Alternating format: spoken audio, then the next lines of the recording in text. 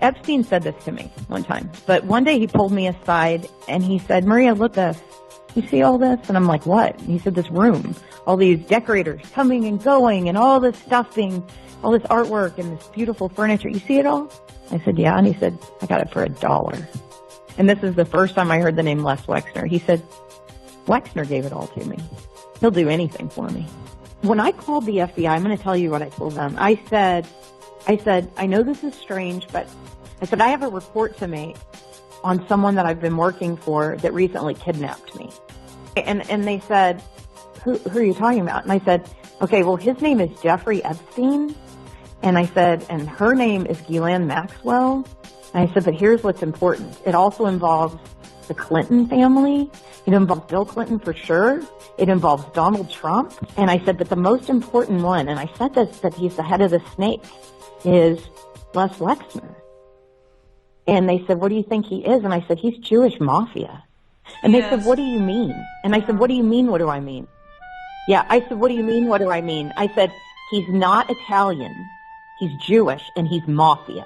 I said, I can't be any clearer with you. And they said, how do you know he's Jewish mafia? And then I went on to list everything that I'd seen. It was just so creepy. Could you and how tell they sent the me dogs what you after told me. them about why you thought Wexner was part of the Jewish mob? Because that anything you can tell me there helps me build my case. I don't know if you read my background in Wexner in part 3 of my series or remember it, but there's definitely a lot of evidence pointing to him. Right. So there was this police report filed, and I think it was Columbus, about the murder of his tax attorney.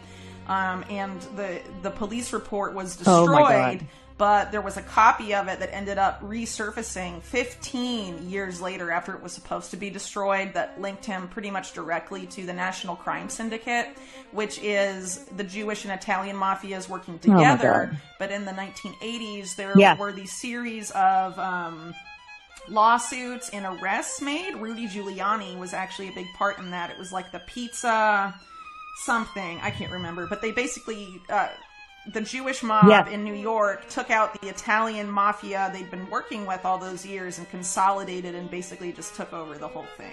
So anyway, Wexner has ties to those guys. So, but anything you can give me about what you saw that made you think, so, I mean, there's clear ties from that, right? But beyond that, anything you can tell me about what you saw, why you thought it was organized crime and not like intelligence, things like that. So anything there is helpful.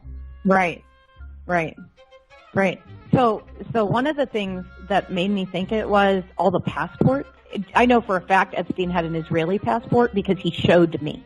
Okay? Yeah. But Epstein, and I'll tell you about the Wexner, like why I think he's mafia, but I just want to say too why I thought it was really sketchy that they had, like, how Ghislaine had all those passports. She had a passport, a French passport, an English passport, an Israeli passport, an American passport, and there was one other. And then it made me really mad that when the FBI raided the safe, I know what was in that safe. And it's not a regular safe, it's a whole room, just so you know. So when people say a safe, they think, oh, it's the safe. It's Wexner had one too. It's a whole room you walk into.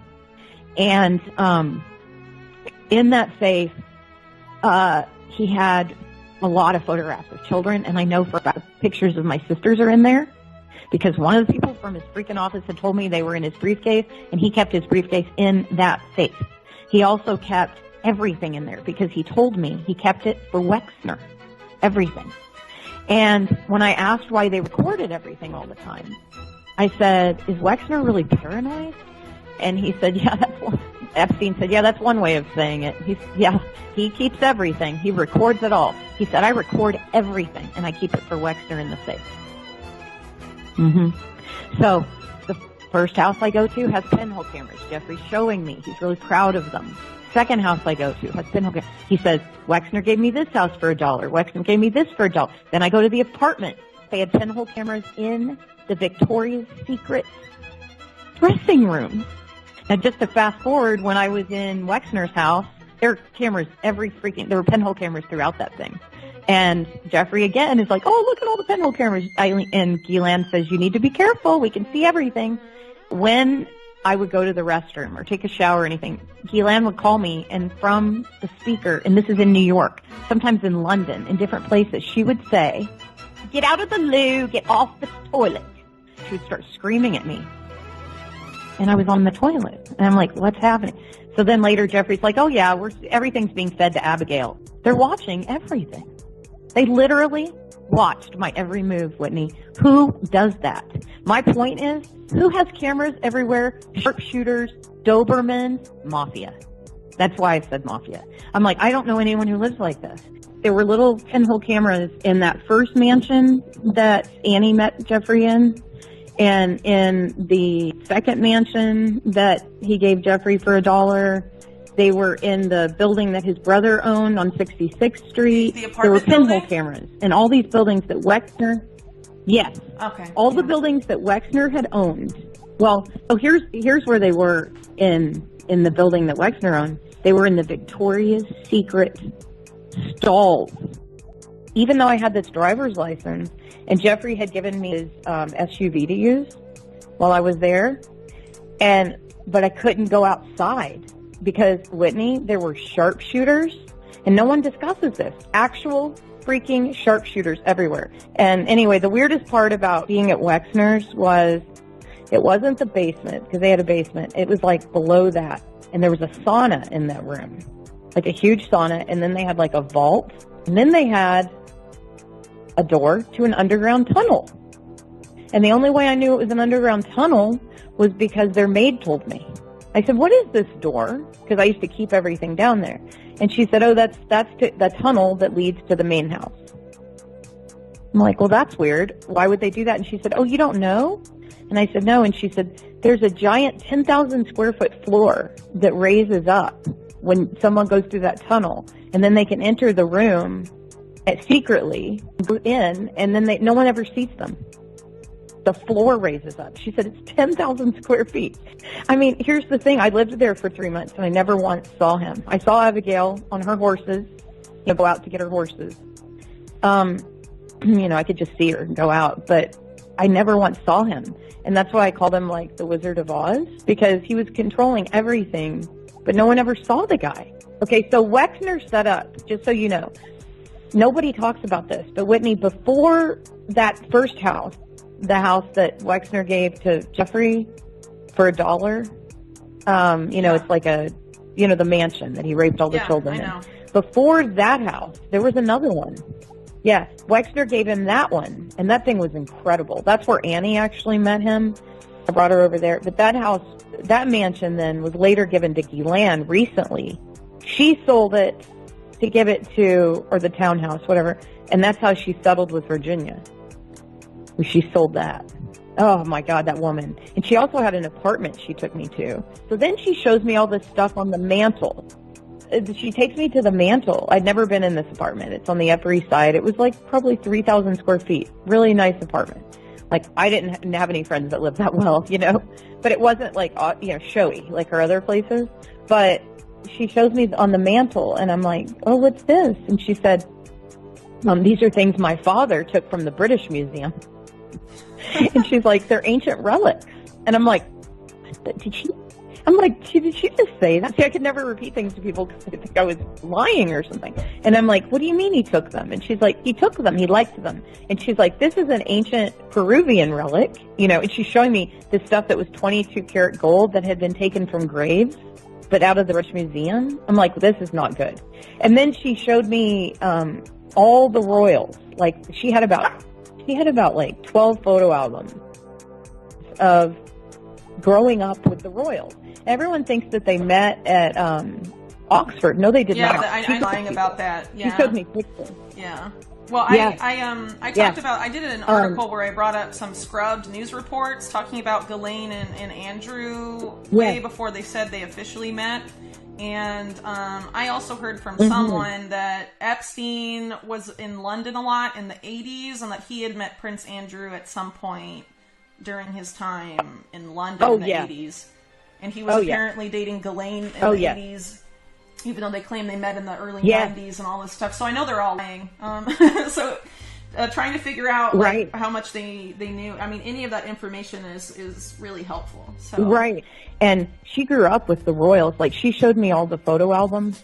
Well, she also knew Fergie, like, a long, long time ago, because I saw pictures of her super young with Fergie before she was ever married to Prince Andrew.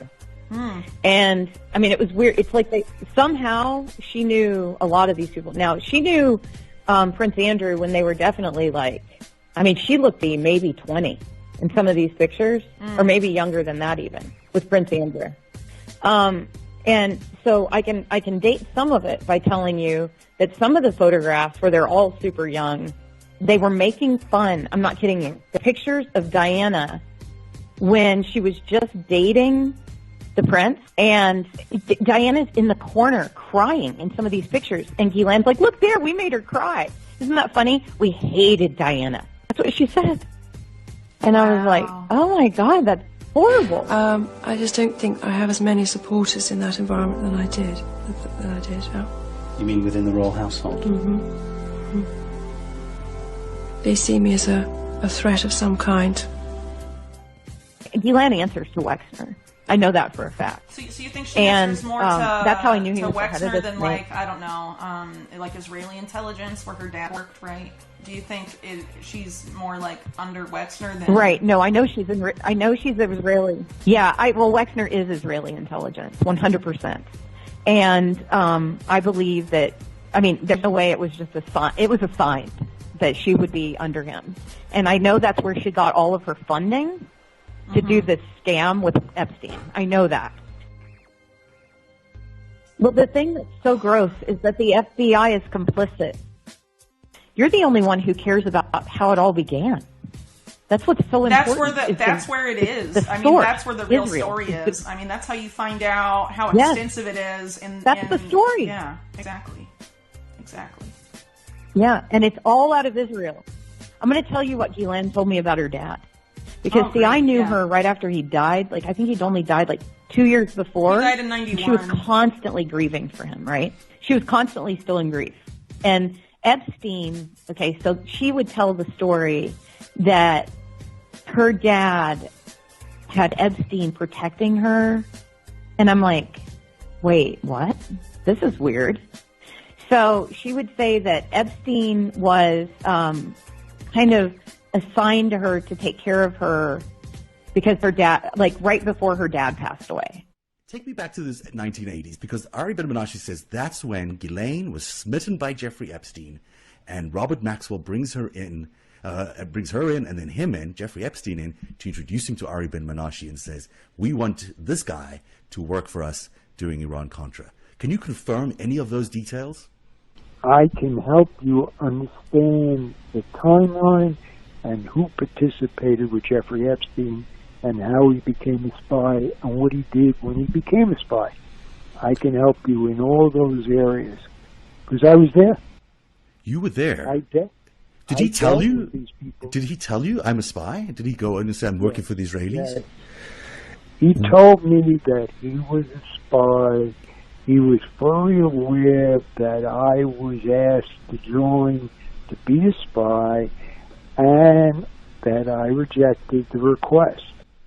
So Douglas Leese asked you to join them and be a spy, and you said, no, I don't want to have anything to do with that. I rejected the request of the spying.